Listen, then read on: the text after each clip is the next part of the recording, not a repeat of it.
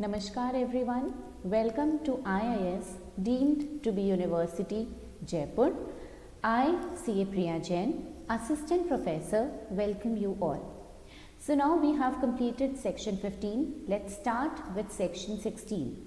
It is one of the most important sections under goods and service tax, as it is very important to know that how this input tax credit is going to be utilized under the GST scenario.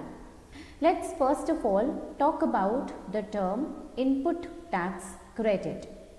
Input tax credit means the amount of tax paid on purchase of input goods, input services and capital goods, and includes taxes paid under reverse charge. Then at the time of paying taxes on output tax, you can reduce the tax that you have already paid on the input and pay the balance amount.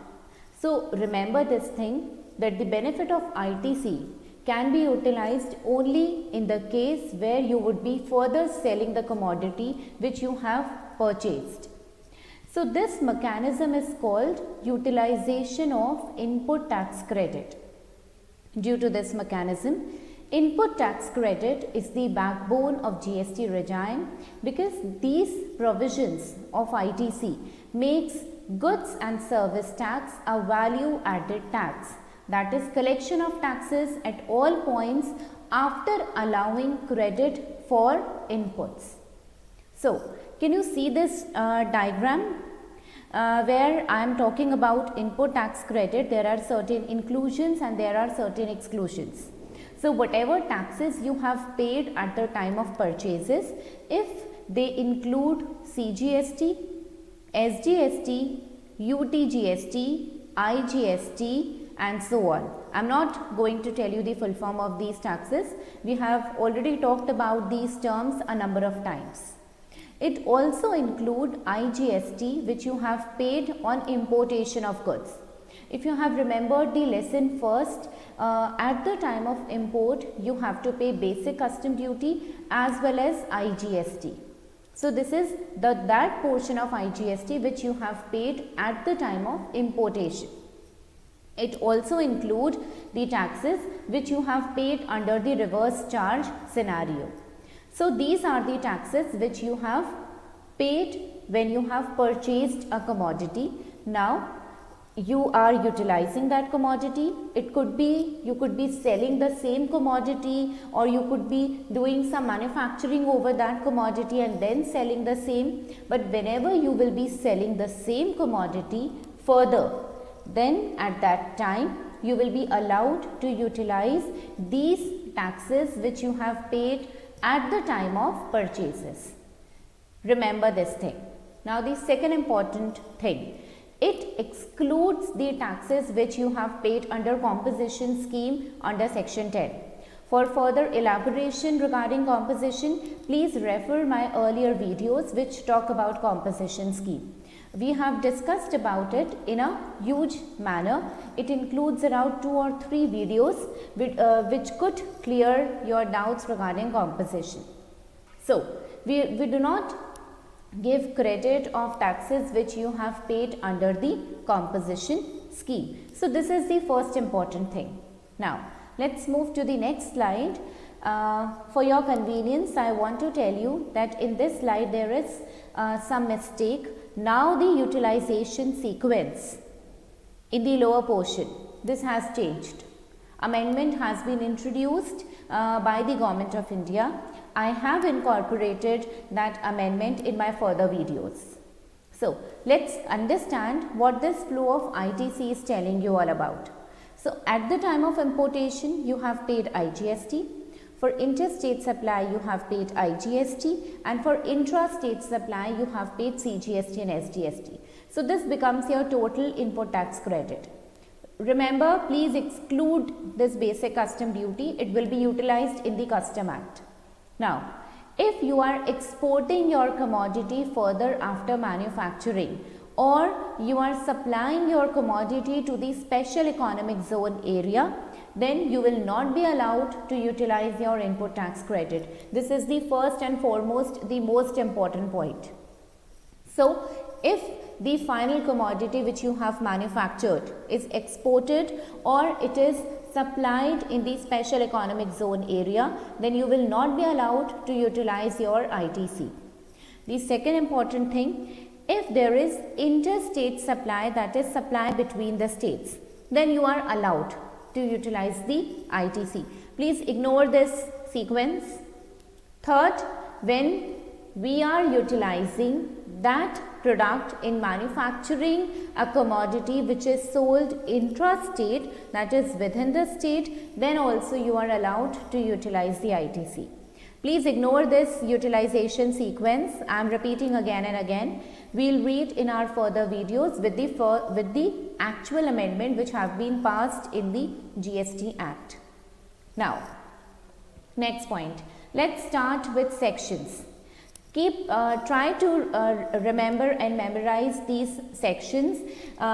In today's lecture, we will be covering section 16, subsection 1, 2, 3 and 4. So, we are starting with section 16, subsection 1, that is who all are eligible persons who are allowed to take this ITC credit.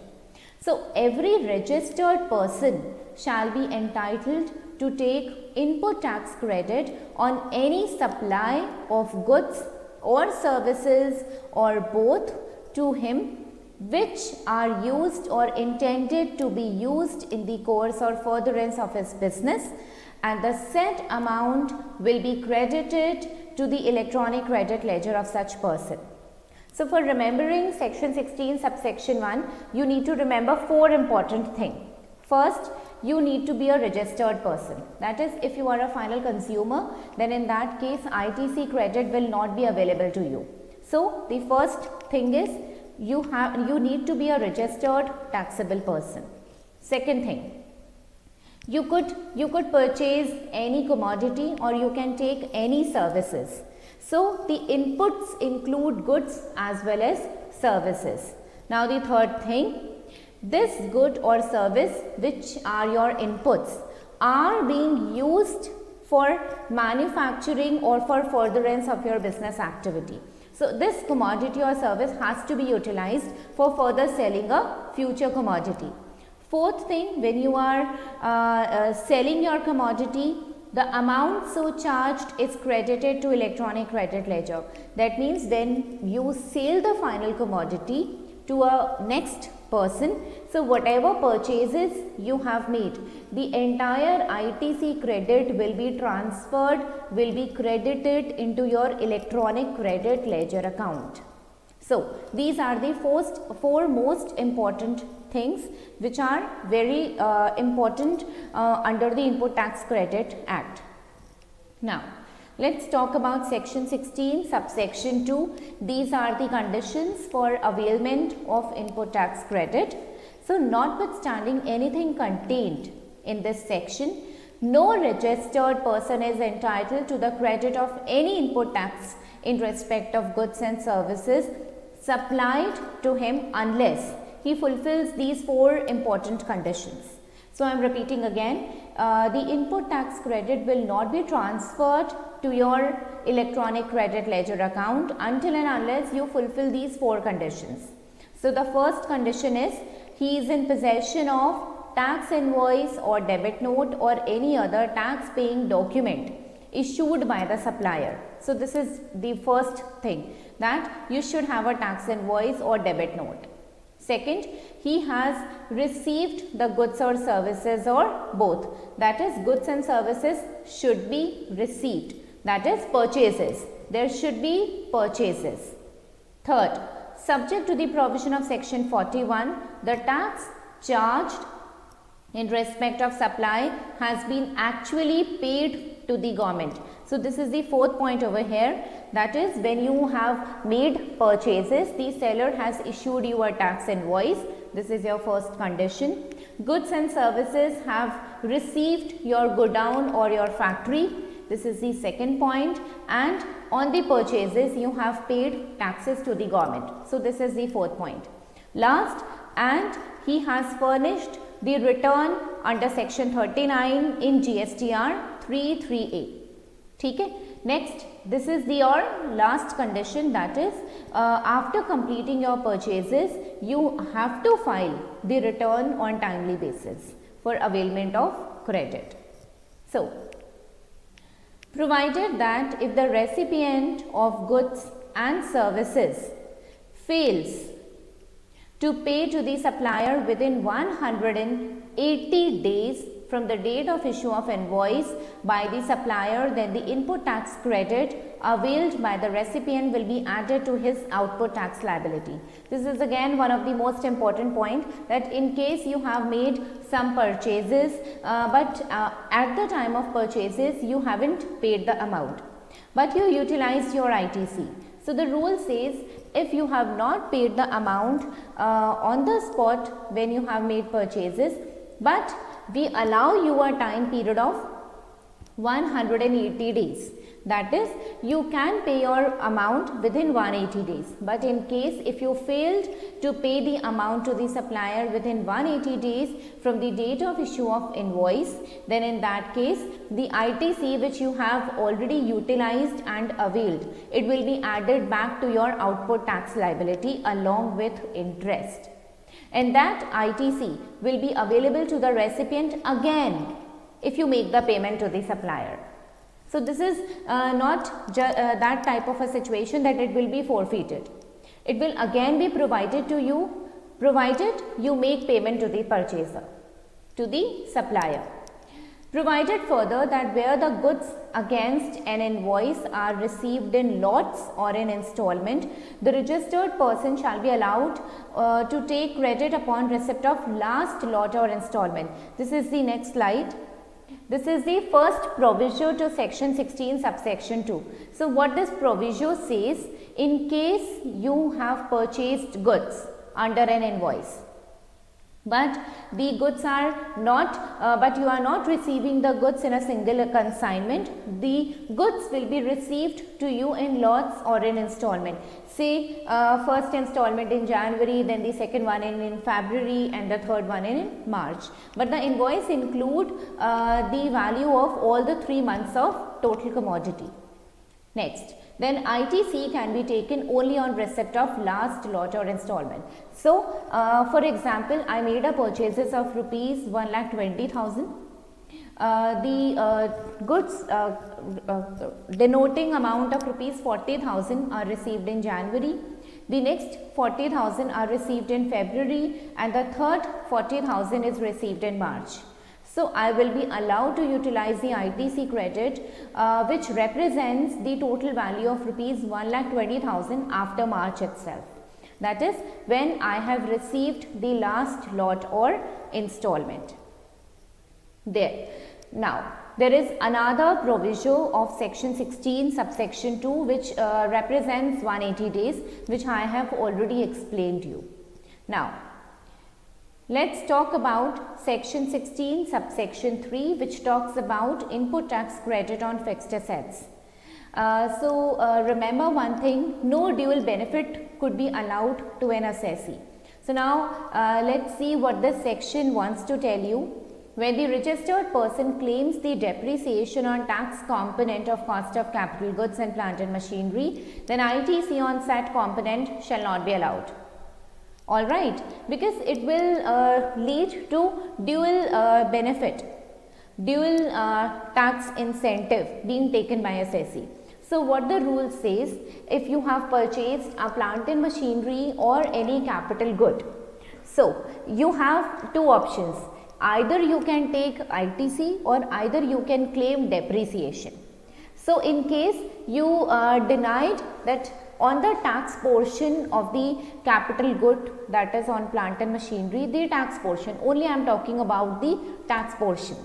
I don't want to claim depreciation on the taxes portion, then in that case you will be allowed ITC. But if you say, no, I want to claim depreciation on the entire value of fixed asset, then in that case no ITC credit will be allowed to you. So this is section 16 subsection 3. Next, section 16 subsection 4, which talks about time limit for availing ITC. A registered person shall not be entitled to take ITC in respect of invoices or debit note for supply of goods or services or both after the due date of furnishing return under section 39 for the month of September following the end of financial year to which such invoice pertains. That is, I am talking about the due date of September for next year, or date of furnishing the relevant annual return, whichever is earlier. So, you can claim ITC only before these two dates, which comes to be the earlier date. After that period, no refund, no claiming would be allowed. This ITC will automatically lapse. So, remember this thing that in case you got delayed, then you will lose this benefit. Let's understand this section 16 subsection 4 through an example. It may be noted that the return for month of September is to be filed by 20th October and annual return of financial year is to be filed by 31st December of succeeding financial year. So, whichever is earlier date? Is it 20th October or 31st December? For sure, it is 20th October. So, the upper limit for taking ITC is 20th October of the next financial year or the date of filing annual return, whichever is earlier, which comes to be 20th October. Please remember there is one exception. The time limit under section 16(4) does not apply to claim for re-availing of credit that has been paid, that has been reversed earlier. What is this exception? You remembered that there was a proviso in respect of section 16 subsection 2, the second proviso, which talks about making payment for purchases within 180 days. And in case you failed to pay the amount within 180 days, this ITC credit will become your output tax liability. So, whenever next time you will pay the amount to the supplier, to the seller, then you will be allowed to reclaim your credit. So, this upper limit, this time limit rule of section 16 subsection 4, this is not applicable on that types of credit which have been reversed earlier and now they are again eligible to be claimed back. So, I think you have understood all the subsections of 16, 1, 2, 3 and 4. Let me give you a quick recap of all the sections. Section 16 talks about input tax credit, and only the taxes which are the following, which are included in this list will be allowed as ITC, that is CGST, SGST, UTGST, IGST, IGST on imports and reverse charge. So, taxes which have been paid under composition are not eligible to be claimed under ITC Act. Who all are eligible to claim ITC? Every registered person. You should purchase some commodity or you should obtain some services. The commodity that you have purchased or the services that you have taken should be used in the course or furtherance of business, and the amount should be credited to your electronic credit ledger account. The section 16 subsection 2 talks about 4 major conditions which you have to fulfill for claiming the ITC. That is, a tax invoice should have been issued by the seller. Second, goods and services must have been received by you.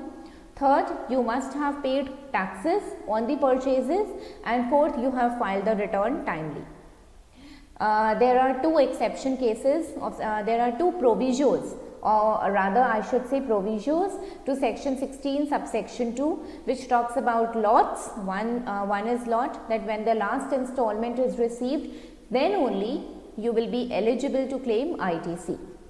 The second proviso talks about the concept of 180 days, that you should make payment to the purchaser, to the seller within 180 days. Where you failed to pay the amount within 180 days, then the ITC has to be reversed back. And now when you will pay this amount to the seller, then this ITC credit will become will be shown into your electronic credit ledger account again. So, section 16 subsection 3 talks about fixed assets, that either you can claim depreciation or you can claim ITC. The time limit for availing ITC is due date of September for the next year. That is, if the financial year is 1920, then they talk about 30th September of 2020 or the due date of filing annual return, whichever is earlier. So by this we have completed section 16, subsection 1, 2, 3 and 4. I hope you must have understood all these points clearly. For checking the composition scheme conditions, please refer my previous videos, and thank you.